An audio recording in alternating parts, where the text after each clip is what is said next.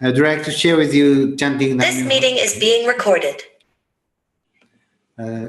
Chanting Nam-myoho Renge-kyo 3 times together with Gassho. Please put your palms together in Gassho.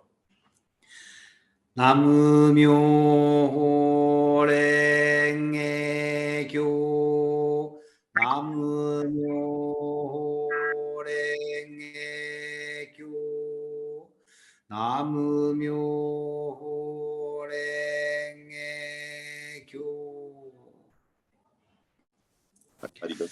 Okay. Okay, so can I start? Yes. Okay.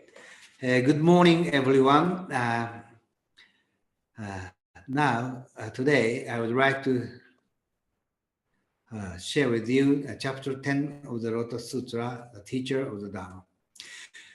From chapter 2 through the previous chapter 9 of the Lotus Sutra, the authentic point of the first half of the Lotus Sutra has been explained.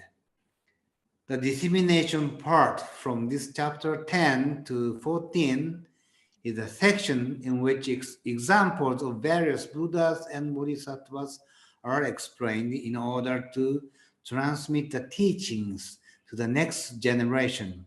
In addition, the dissemination part of the first half of the Lotus Sutra also contains an introductory leading up to the second half of the Lotus Sutra.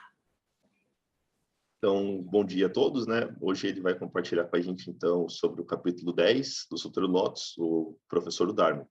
Então, do capítulo 2 até o capítulo 9, né, que foi o que a gente estudou na última aula, o ensino principal da primeira metade do Sutra do Lótus já foi explicado. Então, a parte da disseminação, a parte da propagação dessa primeira metade, ela inicia agora nesse capítulo 10 e vai até o capítulo 14, né? E é a seção do Sutra que dá vários exemplos de Budas e Bodhisattvas, né? De forma que a gente seja motivado a transmitir os ensinamentos para a próxima geração, né? Além disso, a parte da disseminação da primeira metade do Sutra do Lótus também contém uma introdução ao conteúdo da segunda metade. Ok.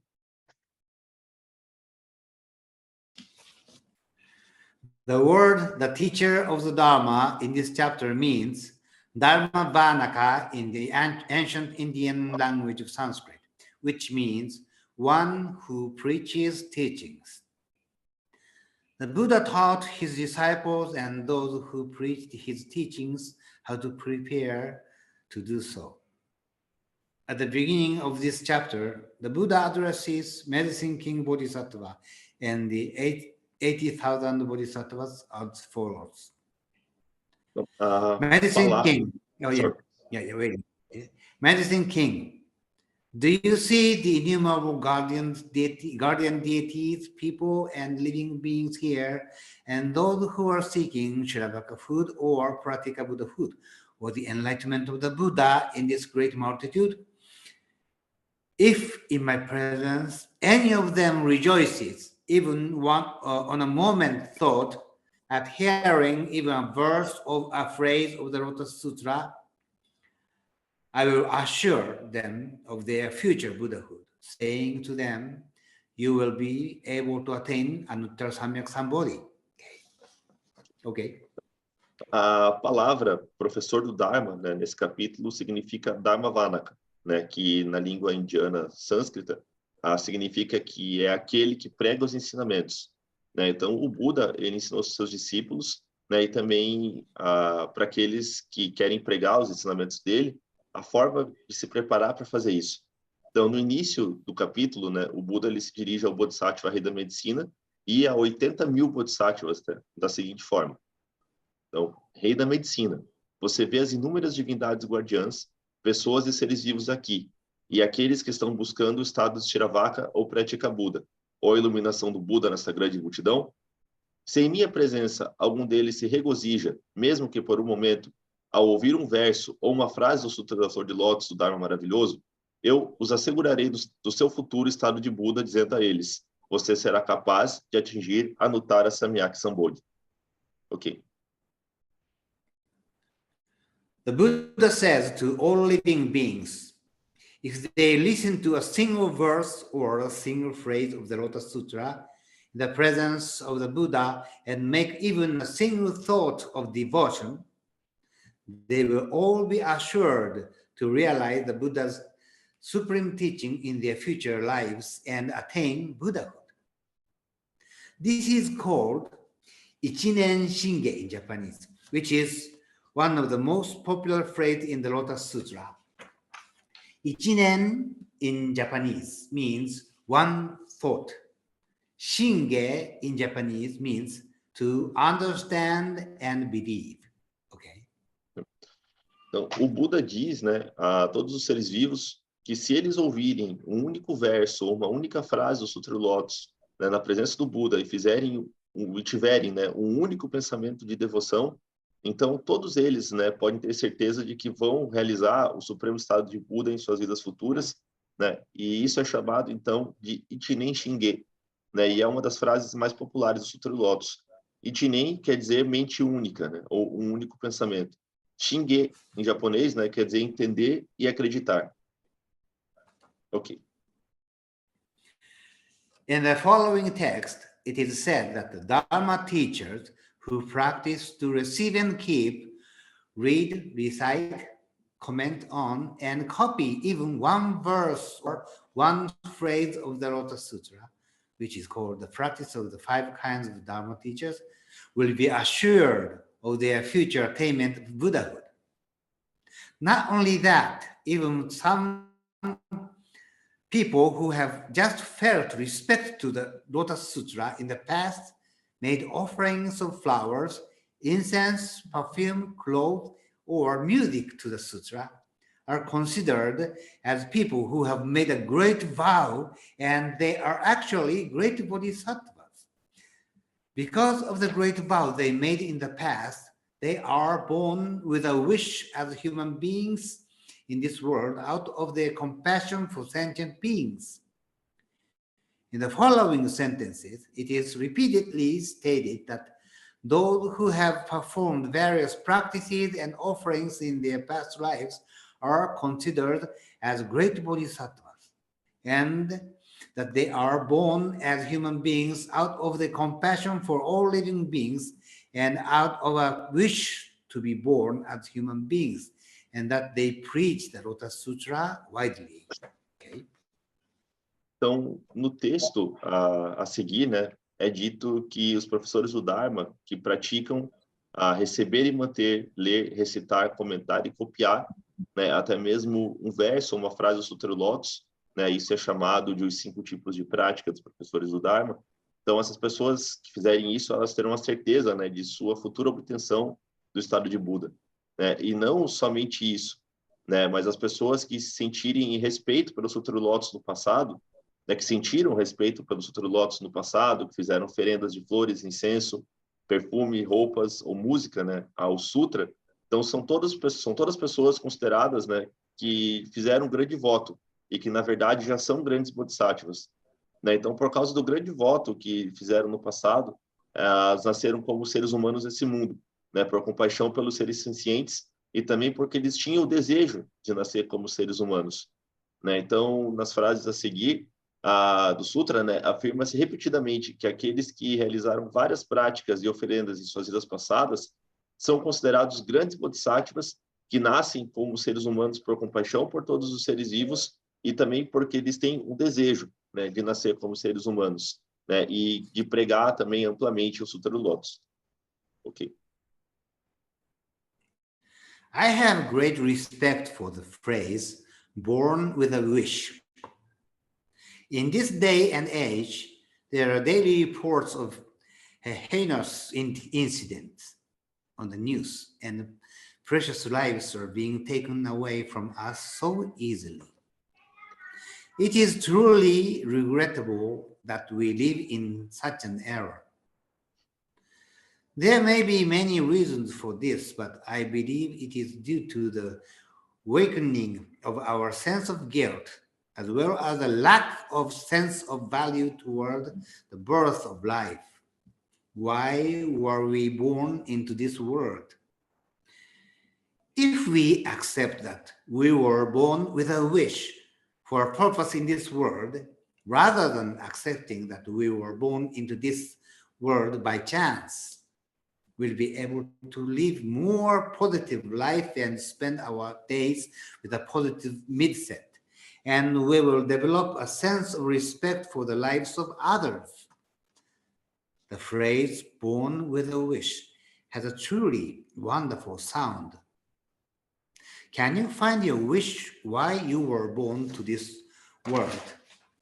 Probably you are one of the great bodhisattvas who wished to spread the Lotus Sutra in this world and were born to do it in this world. Okay. Então, ele disse que ele tem um grande respeito pela frase, né? Desejo de nascer, ou nascer com o desejo, né? Assim, hoje em dia, né, a gente sabe de vários incidentes, né, que acontecem, né, de crimes hediondos, né, que passam no noticiário, e a gente vê como várias vidas preciosas são tiradas de nós com tanta facilidade. Então, é muito lamentável a gente ver isso, né, e viver isso nessa nossa época. Então, podem existir muitas razões para que essas coisas aconteçam. Mas ele acredita, né, que isso se deve principalmente ao enfraquecimento do nosso sentimento de culpa, né? As pessoas fazem as coisas sem sentir culpa mais, né? E também a falta do bom senso em relação ao valor de uma vida, né? Então, por que a gente nasce nesse mundo? Se a gente aceita que a gente nasce por nosso desejo, né? A gente desejou nascer, né? Então, a gente descobre um propósito para estar aqui nesse mundo, né? Em vez de a gente aceitar simplesmente que nascemos por acaso, né? Então, a gente pode ter uma vida mais positiva e passar os nossos dias com uma mentalidade mais positiva também, né? Além de a gente desenvolver um senso de respeito pela vida das outras pessoas. A frase nascido com o desejo, nascido pelo desejo, né? Soa de uma forma assim muito maravilhosa, né? Você pode encontrar o seu desejo, né? Por que você nasceu nesse mundo, né? Qual é o teu desejo de ter nascido nesse mundo? Então, provavelmente, né, você também pode ser um dos grandes bodhisattvas que tiveram o desejo de espalhar o Sutra do Lótus e nasceram nesse mundo, então, para fazer isso. Ok. In the previous chapters of the Lotus Sutra, Shakyamuni Buddha's disciples had been given the assurance of another. But in this chapter, he extends the scope to all living beings, explaining that a person can attain Buddhahood only by inspiring someone with the Lotus Sutra. Furthermore, it indicates that if one preaches even a single verse or a single phrase of the Lotus Sutra, he or she is a messenger of Buddha and works to save all people. There is a parable in this chapter that shows that a seeker who listens to the Lotus Sutra becomes familiar with it and tries to master it will come closer to the Buddha. I'll tell you about the parable. Okay. Então, nos capítulos anteriores do Sutra do Lótus, né, os discípulos do Buda Shakyamuni receberam aquela profecia, né, de que eles iriam atingir o estado de Buda no futuro, né, um discípulo após o outro.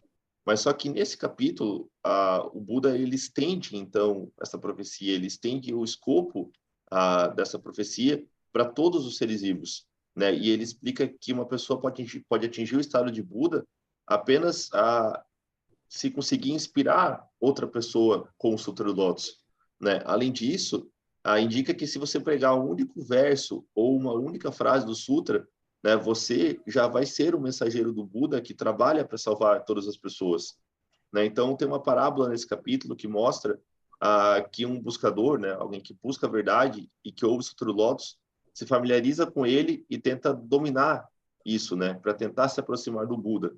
Então, ele vai contar para nós essa parábola. Ok. The parable can be summarized as follows. Suppose a person is searching for water on a dry plateau. He tries to dig a well on the desolate dry plateau to get water. In a normal area, after digging 2 or 3 meters, the person would hit soil containing water, and sensing that water was close, he would dig deeper and deeper until he hit a water vein and water would gush out. However, because this is a dry plateau, it is difficult to hit water containing soil. He gave up, hoped that no more water would come out. But as he continued digging, he began to detect a small amount of moisture in the soil. Encouraged by this, he continued digging, believing that water was close at hand. This parable sounds the same as the way a seeker seeks Buddha's enlightenment. In other words, when one does not feel the water at all, that is when one does not listen to study, understand, or even think about the Lotus Sutra, even the most ambitious seeker is far from the Buddha's enlightenment. However, the Buddha shows us that when one digs hard and hits the moist soil and feels water near, that is when one listens to, learns, follows, recites, and reveres the Lotus Sutra, then the seeker with great aspirations can come closer to the Buddha's enlightenment. Okay? Então, a parábola ela pode ser resumida da seguinte forma, né? Suponha que uma pessoa esteja procurando água, né, num platô bem seco, né? Então, ela tenta cavar um poço nesse platô e é um platô assim totalmente seco e desolado, né? Então, a pessoa está tentando muito conseguir essa água. Então, em uma área normal, né, depois de você cavar 2 ou 3 metros, você consegue bater no solo e ver se tem água, né? Porque você sente, né, através do solo que a água está próxima. E aí você cava cada vez mais fundo, até que você encontra um veio de água e a água então começa a jorrar. Só que, no entanto, né, esse é um platô muito seco, né, e é muito difícil atingir esse solo úmido, né, aonde a água começa a aparecer. Então, essa pessoa perdeu a esperança, né, de que a água saísse da terra, né? Mas ele continuou cavando. Só que daí ele começou a detectar uma pequena quantidade de umidade no solo, né? Bem pequena. E aí ele se sentiu encorajado por isso e continuou cavando, né? Acreditando então que a água estava cada vez mais próxima.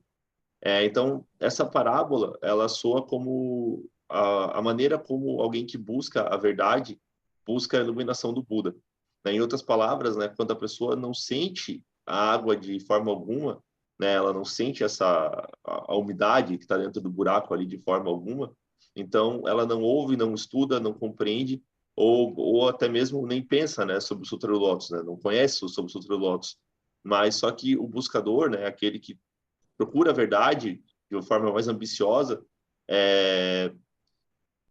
mesmo que ele, na verdade, deixa eu reformular aqui, mesmo que um buscador que assim busca a verdade de uma maneira muito ambiciosa, né, se ele não encontra o Sutra do Lótus, então ele está longe, né? Ele ainda não encontrou essa água mais úmida, né?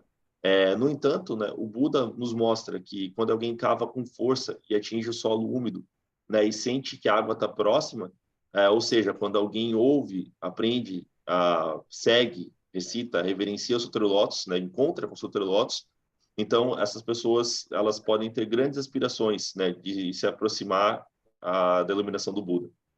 Ok.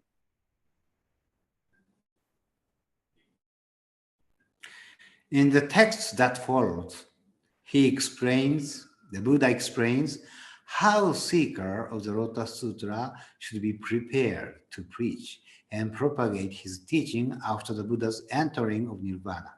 The sutra in that section reads, Medicine King, how should the good men or women who live after my extinction expound this sutra of the lotus flower of the wonderful Dharma? They should enter the room of the Tathagata, wear the robe of the Tathagata, sit on the seat of the Tathagata. To enter the room of the Tathagata means to have great compassion towards all living beings. To wear the robe of the Tathagata means to be gentle and patient. To sit on the seat of the Tathagata means to see the voidness of all things. Okay. Então, no texto que se segue, no Sutra, né, ele explica que aqueles que buscam a verdade, no Sutra do Lótus, eles devem estar preparados, né, para pregar e propagar os ensinamentos do Sutra após a entrada do Buda no Parinirvana. Né? Então, o Sutra, ele fala o seguinte, nessa parte, Rei da Medicina, como devem os bons homens ou mulheres que viverem após a minha extinção expor este Sutra do Flor de Lótus do maravilhoso Dharma? Eles devem entrar na sala do Tathagata, vestir o manto do Tathagata e sentar no assento do Tathagata. Entrar no quarto do Tathagata significa ter grande compaixão por todos os seres vivos. Vestir o manto do Tathagata significa ser gentil e paciente. Sentar-se no assento do Tathagata significa ver a vacuidade de todas as coisas. Ok. This is the teaching of the three rules of the propagation. Tathagata means the Buddha. The Buddha has 10 names by his virtue, and Tathagata is one of them. The first, the Tathagata's room, means that the enlightened Buddha is always in the room of great compassion to save all people, and that those who preach the Lotus Sutra must always be with the Buddha in that room and have a mind of great compassion for all people. Next is the garment of the Buddha, which means that the enlightened Buddha has a flexible mind that can respond to any situation and has a garment filled with the mind of gentleness, patience, and endurance. And that those who preach the Lotus Sutra must always act with such a garment. The last one, the Tathagata's seat, is the seat of the enlightened Buddha, which represents the supreme state of emptiness of all existence. And those who preach the Lotus Sutra must experience it and always unite with that state. That is, always keep the mind empty, that is unattached. Okay. Então, esse é o ensinamento das 3 regras da propagação. Né? Tathagata quer dizer o Buda. Né? Os Budas, eles têm 10 nomes, né? Dados por conta de suas virtudes. Né? E Tathagata é um desses 10 nomes. A primeira regra de propagação, que é entrar na sala do Tathagata, significa que o Buda ele tá sempre na sala da grande compaixão para salvar todas as pessoas. E que aqueles que pregam o Sutra do Lótus devem estar sempre com a mente naquela sala e ter uma mente de grande compaixão por todas as pessoas. Em seguida, né, vestir a roupa do Tathagata, a roupa do Buda, significa que o Buda ele tem uma mente flexível, né, que pode responder a qualquer situação. E as suas vestes, né, são preenchidas com a mente de gentileza, paciência e resistência. E que aqueles que pregam o Sutra do Lótus, né, devem sempre agir, né, vestidos com essa mesma roupa. Né? A última das 3 regras de propagação, que é o assento do Tathagata, né? Ou seja, o assento do Buda, representa o estado supremo da vacuidade de toda a existência. Né? Então, aqueles que pregam o Sutra do Lótus devem experimentar sempre e sempre se unir a esse estado. Ou seja, manter sempre essa vacuidade em mente, né? Ou seja, ter uma mente livre, desapegada. Ok. The 3 rules of propagation of Lotus Sutra are a statement of the mindset for propagating the Lotus Sutra after the entering Nirvana of Buddha Shakyamuni. We are not only practitioners of the teachings of the Lotus Sutra, but also our mission is to preach the Lotus Sutra to others as a part of our practice. Therefore, we must keep in mind this teaching of always being in the room of the Buddha, wearing the clothes of the Buddha, and sitting on the throne of the Buddha as we practice. Okay. Então, as 3 regras de propagação, né, são uma declaração do Sutra do Lótus sobre a mentalidade que as pessoas têm que ter para conseguir propagar o Sutra após o Nirvana do Buda Shakyamuni. Então, nós não somos apenas praticantes dos ensinamentos do Sutra, mas nossa missão também é ensinar os ensinamentos para outras pessoas, né, como parte da nossa própria prática, né? Portanto, a gente tem que sempre ter em mente esse ensinamento, né, de estar na sala do Buda, vestindo as roupas do Buda e sentado, né, no trono do Buda enquanto a gente pratica. Ok. After this teaching is preached, it is revealed in the sutra that after the Buddha entered parinirvana, he will surely send a person of protection to protect those who propagate the Lotus Sutra.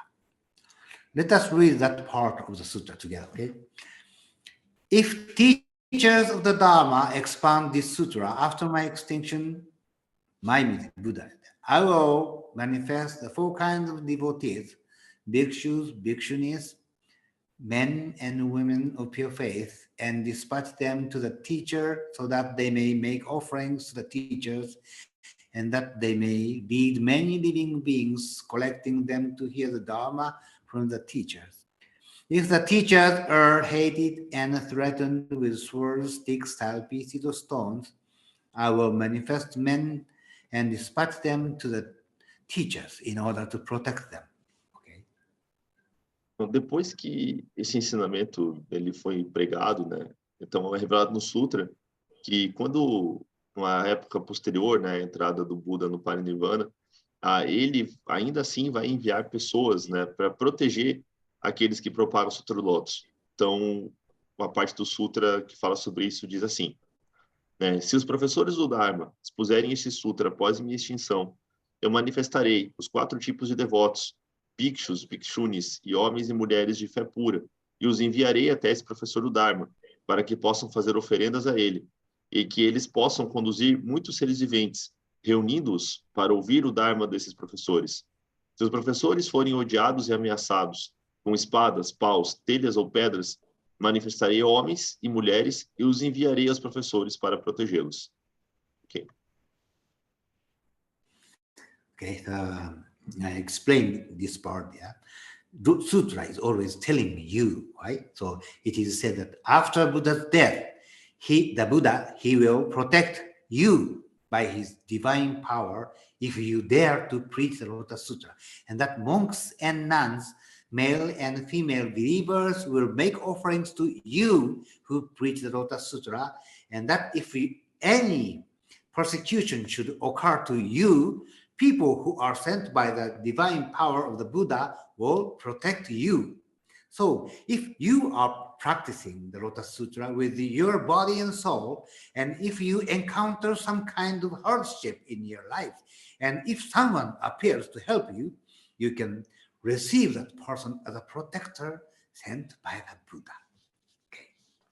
Então, nessa parte, o Sutra ele está falando sobre você, né, a gente, né, todos nós. Então, enfatizando bem essa parte de você, né? Então, diz que depois a morte do Buda, né, ele vai proteger você, né, com o seu poder sobrenatural, se você pregar o Sutra do Lótus, né, e que monges, monjas, homens e mulheres, leigos, né, devotos, farão oferendas a você, né, se você pregar o Sutra. E que se qualquer perseguição acontecer com você, né, enfatizando, né, mas as pessoas que são enviadas pelo Buda, né, através dos poderes sobrenaturais dele, vão te proteger, né? Portanto, se você está praticando Sutra do Lótus de corpo e alma e encontra algum tipo de dificuldade em sua vida e aparece alguma pessoa para te ajudar, então você pode entender aquela pessoa, né, como um mensageiro, né, um protetor que foi enviado pelo Buda para te proteger. Ok. The teacher of the Dharma concludes with a statement that if you approach closely those who preach the Lotus Sutra, you will quickly enter the paths of a bodhisattva. And if you follow and study those who preach the Lotus Sutra, you will meet as many Buddhas as there are sands in the Ganges River. This is the general content of chapter 10, the teacher of the Dharma. Do you think you too will be able to quickly enter the path of the Bodhisattva? Will you be able to meet as many Buddhas as there are sands of the Ganges River? It is certainly possible because you have already arrived at the moist soil of the Lotus Sutra by digging a well in the plateau to find a vein of water. I see you all next month. Okay. Nam-myoho Renge-kyo. Thank you for sharing. Então, o capítulo Mestre do Dharma, né, professor do Dharma, conclui com a afirmação de que se você se aproximar daqueles, né, que pregam o Sutra do Lótus, você rapidamente pode entrar no caminho do Bodhisattva, né? E se você seguir e estudar aquelas pessoas que pregam o Sutra do Lótus, então certamente você vai conseguir encontrar com tantos Budas quanto os grãos de areia do Rio Ganges, né? Então, essa é uma visão geral, né, do conteúdo do capítulo 10, professor do Dharma. Então, você acha, né, que você também vai ser capaz de entrar rapidamente no caminho do Bodhisattva, né? Será que você também vai ser capaz de encontrar tantos Budas quanto as areias do Rio Ganges, né? Certamente isso é possível, né? Porque você já chegou no solo úmido, né, do Sutra do Lótus, né, cavando um poço no platô até que você chegou e encontrou água, né? Então você começou a cavar e você já chegou nesse solo úmido. Então, era isso que ele tinha para dizer, né? Então, ver todos nós no próximo mês e agradece, então, por a gente ter compartilhado com ele esse tempo. Então, pessoal, se vocês tiverem algumas dúvidas, perguntas, qualquer coisa. Let's see if we have any questions. Okay. Okay. I like a lot of this chapter of the Lotus Sutra. I think this is, for me, it's very inspiring. I think this is, I really like, especially the 3 rules of propagation. I think that's very important to keep that in mind.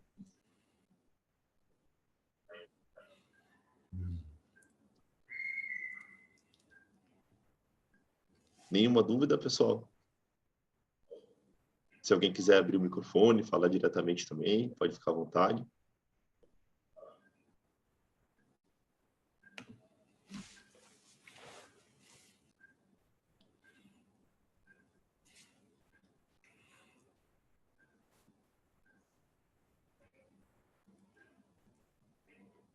O Vitor perguntou né, como explicar melhor o conceito de renascimento no budismo e como isso conversa com a vacuidade. Bom, Vitor, não sei se é bem o assunto da aula aqui, mas, enfim, vou tentar, tá? Vou tentar fazer a pergunta aqui, vamos ver. So, we have this question about this concept of reborn, né? So, how we reborn and how this, what's the relationship of this rebirth and the emptiness? Oh, yeah. Oh, no, you don't have to believe reincarnation, yeah? Reincarnation, no, doesn't matter if you believe or not, but that sutra says, if you feel touched when you read the Lotus Sutra, you must have been great bodhisattva who made the great vow in the past. Yeah. So doesn't mean a sutra is defining the past life or future life, but just sutra says, of course, Buddha didn't answer that question, right? I mean, when he was alive in this world, somebody asked, is there reincarnation? Did I have a past life or future life? But nobody knows. And that's why Buddha didn't answer. Buddha didn't answer because it's meaningless to think about those things, right? So, but doesn't matter if there's reincarnation. Actually, it's okay. If there's no reincarnation, that's okay. Some people say we have past lives, but we don't remember anything.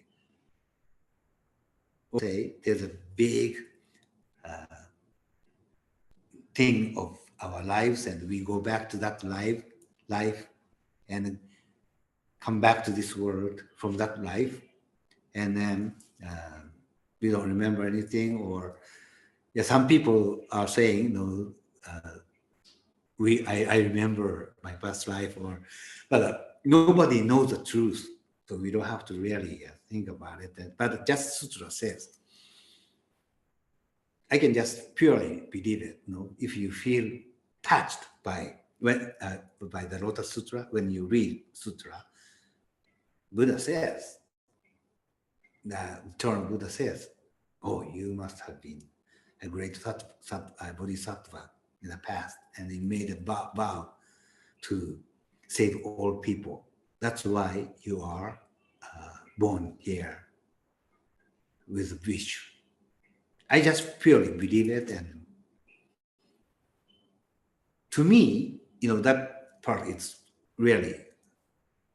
I have a feeling of mission from the Buddha, and that's a great motivation to keep living in this world. I had hardships in my life. Honestly, there was a period that I wanted to commit suicide too. Oh, I'm not good. I don't have any meaning to live. But Buddha in my mind said, no, that's not your life. Shingyo imai, that your life is mine. So you are born here in this world with my mission. So if you don't achieve my mission, you can't leave this world. Now, oh yes, I'm sorry, I forgot my mission. So I was flying around all over the world as a missionary. Yeah, in the past. I mean, it's younger, still young, but younger. And then, at that time, sometimes in the morning, I woke up and I took 5 to 10 minutes to realize where I was.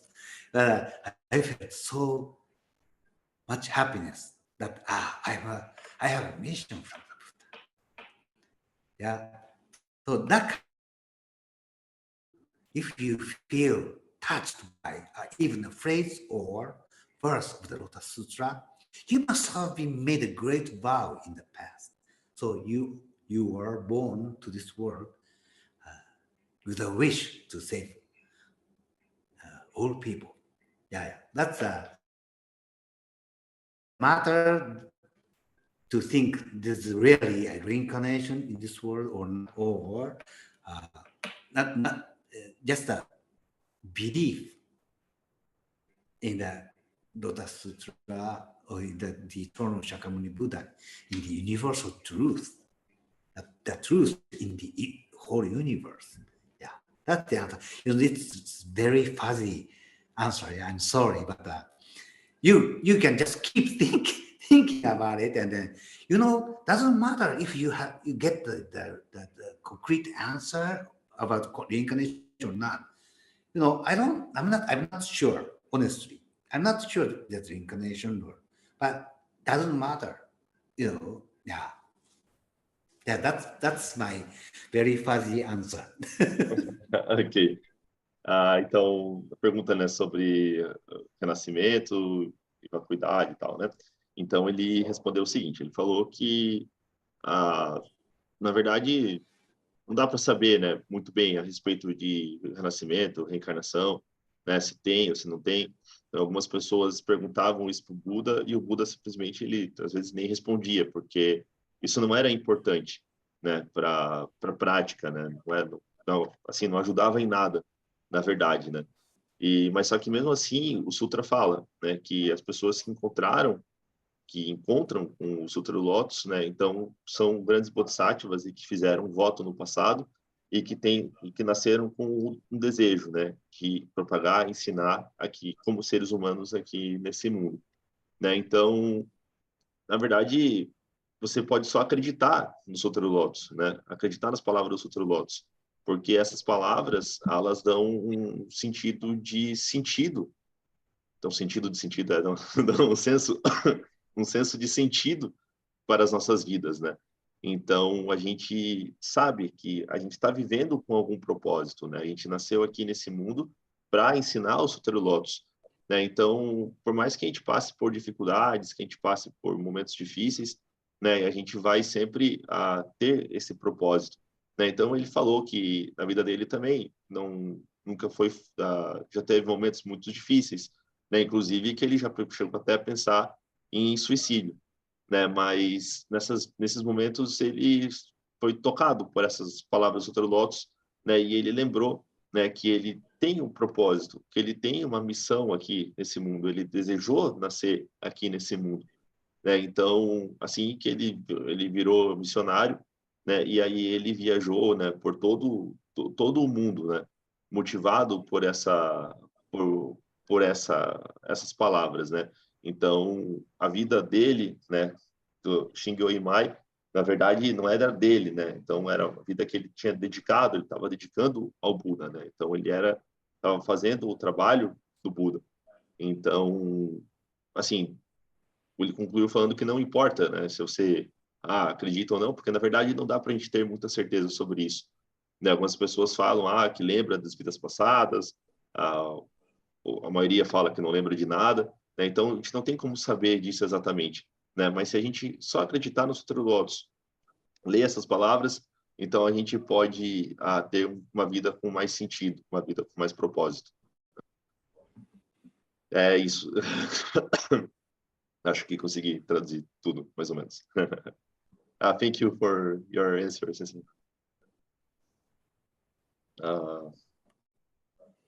Mais alguma dúvida, pessoal? O Vitor colocou aqui o relato dele, né? Que o pessoal deve ter lido, né? Ele ficou com o carro entalado numa rua e aí recebeu ajuda, né? Foi um enviado do Buda que ajudou ele. A Valéria falou que se emocionou com essa aula, ler ou ouvir o conteúdo dos Soteru Lotus para mim é sempre muito forte, eu tenho a agradecer. Okay, Sensei, I think that we don't have questions anymore. I would like to thank you very much for this amazing lecture, as usual. I think that everybody is very happy, and of course, everybody learned a lot today. So thank you very much for sharing with us again. Yes. Okay. So can we finish chanting Yodemoku 3 times? Okay. So please put your hand together in Gassho and chant Nam-myoho Renge-kyo 3 times together with me. Nam-myoho Renge-kyo, Nam-myoho Renge-kyo, Nam-myoho Renge-kyo. Thank you very much. Thank you. Okay. Ciao. Ciao, Yeah. You'll see. Você say? I can't hear you.